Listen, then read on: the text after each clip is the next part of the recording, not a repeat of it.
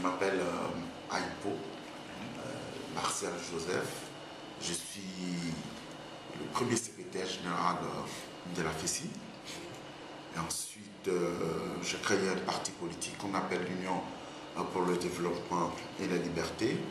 Et depuis le 27 janvier 2014, je fais partie des rares personnes à avoir déclaré leur candidature pour la présidentielle de 2015 et qui aujourd'hui est en train de travailler sur des projets d'intermédiation pour permettre aux acteurs économiques locaux d'avoir accès à un certain nombre d'opérateurs économiques à l'extérieur pour permettre leur développement économique et l'expansion de leurs activités. Voilà. Alors, vous êtes dans un bureau, est-ce le siège du parti MDL? Non, non, en fait, je porte trois casquettes, comme je vous l'ai dit. D'abord, je suis un politique en tant que président des partis, et puis un académique, puisque je suis enseignant à l'université de Bouaké. Et puis maintenant, je fais du business. Je suis plutôt dans l'intermédiation économique, c'est-à-dire que j'essaie de mettre en contact des opérateurs économiques locaux, principalement dans différents secteurs d'activité, avec des investisseurs à l'extérieur. Voilà, et donc le cadre où vous me trouvez, c'est justement le siège de la structure dans laquelle nous sommes en train de travailler et qui est en train de se développer un peu. Voilà. Alors, est-ce qu'aujourd'hui, pour vous, la Côte d'Ivoire inspire toujours les opérateurs économiques, les investisseurs, étant donné que depuis la mort de Houphouët-Boigny, ce pays est plongé dans une profonde crise? Bon, disons qu'en ce qui concerne la représentativité au niveau international de la Côte d'Ivoire, il faut dire que la situation de crise que nous avons traversée a eu un impact énorme. Et donc, les institutions financières n'ont pas encore changé les notes. Ça veut dire que, généralement, tout ce que nous allons avoir comme activité sur la Côte d'Ivoire va coûter extrêmement cher. Et nous, notre travail aujourd'hui, c'est de faire en sorte que ces institutions financières ne se découragent pas parce qu'il y a du répondance au niveau du pays. Donc, pour vous dire simplement qu'effectivement, le pays n'est pas perçu positivement par les institutions financières, surtout les banques, parce qu'aujourd'hui, demander un crédit pour la Côte d'Ivoire vous coûte extrêmement cher. Alors, à mort de fouet, la crise de la Côte d'Ivoire dans la crise, qu'est-ce qui, selon vous, explique cette profonde crise? Et avez-vous une solution pour qu'on sorte de cette crise politico-militaire? Non, mais vous savez très bien qu'avec le président Houphouët, on était à un certain niveau, non seulement en ce qui concerne la dimension internationale, mais la capacité à anticiper, à comprendre les événements au plan national. Il y a eu une crise de leadership, puisque nous sommes rentrés dans une dialectique guerrière avec les successeurs, et on n'est pas encore sorti de là. On aurait souhaité aujourd'hui, une des solutions aurait été que, effectivement, Ouattara ayant bouclé la boucle des diadoques, comme on les appelle, il s'est retiré tranquillement, et qu'à partir de 2015, la Côte d'Ivoire repense ses plaies et qu'à partir de ce moment-là, on trouve des solutions plus adéquates. Mais comme vous le savez, il n'est pas prêt à quitter la scène politique et malheureusement, cela a perdu. Donc, la cause principale, c'est la crise de leadership et puis bien entendu, le système corrompu qui a été mis en place par ces élites qui ont dirigé le pays depuis cette période-là pour leur permettre d'instrumentaliser effectivement les masses parce qu'en appauvrissant les masses, elles ont les moyens éventuellement de les contrôler. Et donc, si on retire ce leadership décadent et qu'on le remplace éventuellement par un nouveau leadership avec une vision et une moralité tout à fait au-dessus de la moyenne, plus en construisant un nouveau système démocratique, nous pensons que la Côte d'Ivoire va s'en sortir et nous avons les éléments pour le faire. Alors cette classe politique est toujours là, votre candidat, vous avez annoncé aussi la vôtre. Qu'est-ce qui la motive, votre candidature? Bon, disons que nous sommes fatigués de cette classe politique qui a embrigadé la population ivoirienne et qui en réalité ne crée rien de nouveau. dont l'objectif principal est de s'enrichir et de se servir de la position du président de la République pour spolier l'ensemble de la situation du peuple de Côte d'Ivoire. Vous savez aujourd'hui la catastrophe économique dans laquelle nous sommes, puisque on est passé même d'un système corrompu à un système clanique, un système tribalisé, un système extrêmement tribalisé. Donc en réalité, il n'y a rien de nouveau. Ce que nous avons aussi tiré comme conclusion, c'est que 24 ans après avoir lutté en tant que jeunes d'abord à cette époque-là pour l'avènement de la démocratie, il était impensable pour nous d'accepter qu'un individu, quelle que soit sa nature ou ses capacités, fasse la promotion d'une candidature unique dans un pays comme la Côte d'Ivoire. Même le président Houphouët-Boigny n'a jamais accepté qu'on soit dans une logique de candidature unique. À partir de ce moment-là, nous avons dit non, nous ne sommes pas d'accord, il n'y aura pas de candidat unique au présidentiel et que même si nous sommes un individu, tous ceux, nous allons nous battre pour que ces élections-là soient démocratiques et donc qu'elles soient plurielles. Voilà les motivations fondamentales qui nous ont guidés à déclarer notre candidature que nous maintenons, quel que soit ce qu'ils sont en train de faire comme stratagème pour essayer de ne pas permettre que ces élections-là soient démocratiques et transparentes. Alors, l'organisme chargé de planifier et de coordonner l'élection, c'est-à-dire la commission électorale indépendante, vient d'être promulguée. Pensez-vous que toute la garantie pour les élections libres, transparentes existe avec cette nouvelle CEI? Non, nous avons déjà dit clairement que cette CEI est un piège pour l'opposition. Si nous l'acceptons, ça veut dire que nous validons, si vous voulez, le schéma de braquage des élections de 2015.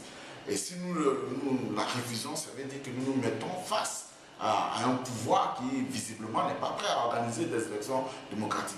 Mais pour la raison simple, c'est que ce pouvoir est décrié même dans sa propre base. Vous savez ce qui s'est passé avec la sœur qui s'est immolée.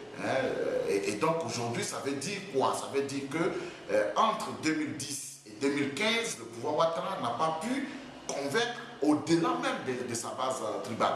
À partir de ce moment, comment est-ce qu'il peut prétendre gagner une élection qui sera ouverte à tous? Et donc la seule option qui leur reste, c'est d'essayer de réunir les conditions d'un braquage de ces élections, ce qui n'arrivera pas. Parce que dans tous les cas de figure, nous nous mettons dans un combat pour qu'effectivement le débat soit politique et que le débat soit résolu par le peuple ivoirien à travers des élections transparentes et claires. Et donc pour nous, c'est une manière pour eux de cacher le soleil, mais on ne peut pas cacher le soleil avec la main, ils ont échoué.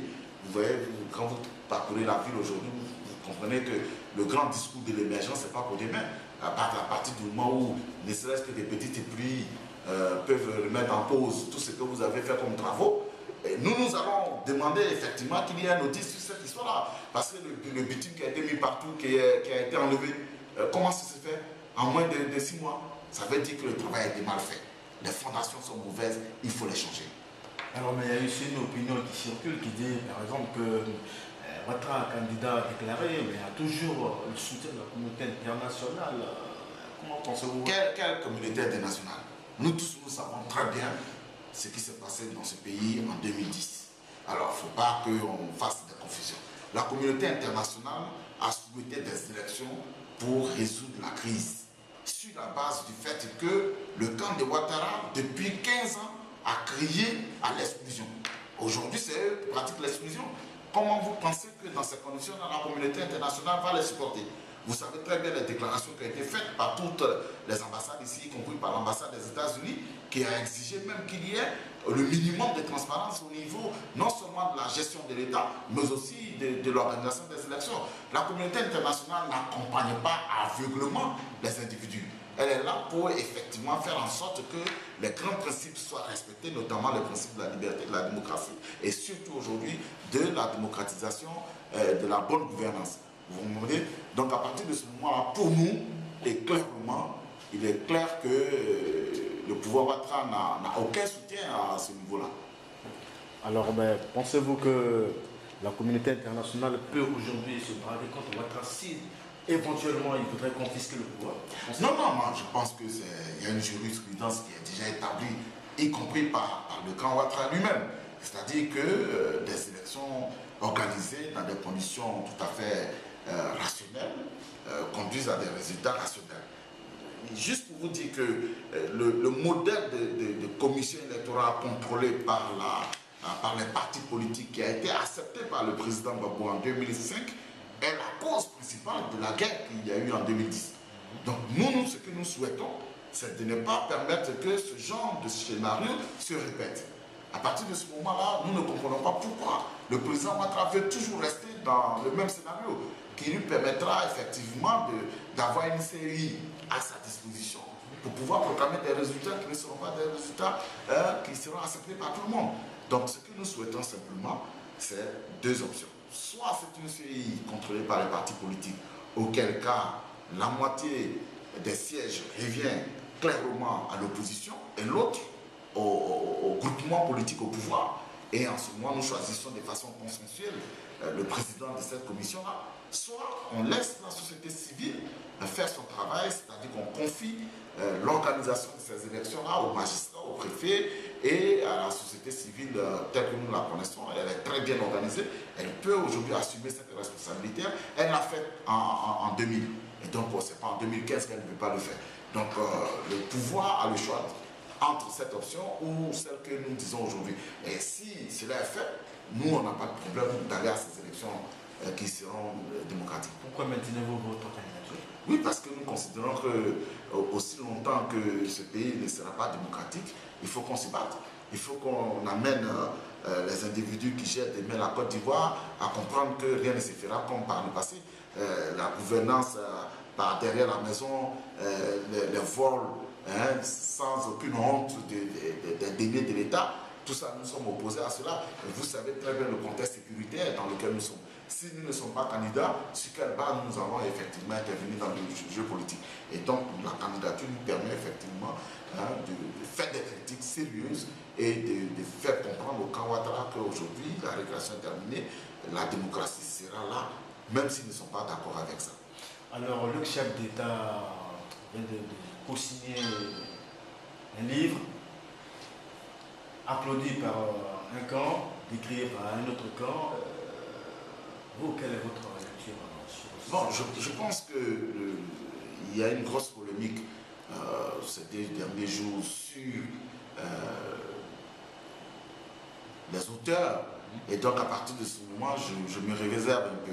Mais dans tous les cas de figure, c'était normal que le président Gbagbo essaie de donner son opinion sur ce qui s'est passé dans ce pays-là. Voilà, c'est tout à fait juste.